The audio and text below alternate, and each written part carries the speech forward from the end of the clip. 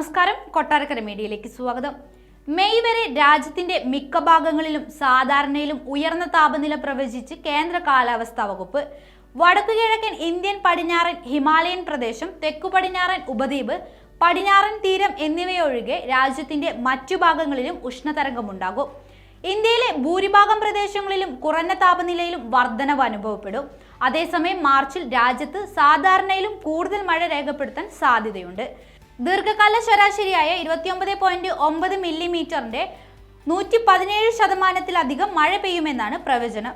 രാജ്യത്തിന്റെ ഭൂരിഭാഗം പ്രദേശങ്ങളിലും പ്രത്യേകിച്ച് രാജസ്ഥാൻ, ഗുജറാത്ത്, ഹരിയാന, പഞ്ചാബ്, മധ്യപ്രദേശ്, മഹാരാഷ്ട്ര, ഉത്തർപ്രദേശ്, ബീഹാർ, ജാർഖണ്ഡ്, പശ്ചിമ ബംഗാൾ, ഒഡീഷ, ഛത്തീസ്ഗഡ്, തെലങ്കാന, ആന്ധ്രാപ്രദേശ്, കർണാടക, തമിഴ്നാടിന്റെ ചില ഭാഗങ്ങൾ എന്നിവിടങ്ങളിൽ ഉഷ്ണതരംഗം വർദ്ധിക്കാൻ സാധ്യതയുള്ള ദിവസങ്ങളുടെ എണ്ണവും കാലാവസ്ഥാ വകുപ്പ് പ്രവചിച്ചിട്ടുണ്ട്.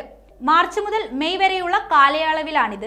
തെലങ്കാന, ആന്ധ്രാപ്രദേശ്, വടക്കൻ കർണാടക എന്നിവിടങ്ങളിലും മഹാരാഷ്ട്രയുടെ ഒഡീഷയുടെയും പല ഭാഗങ്ങളിലും സാധാരണയേക്കാൾ കൂടുതൽ ചൂടുള്ള ദിവസങ്ങൾ ഏറെയാണ്.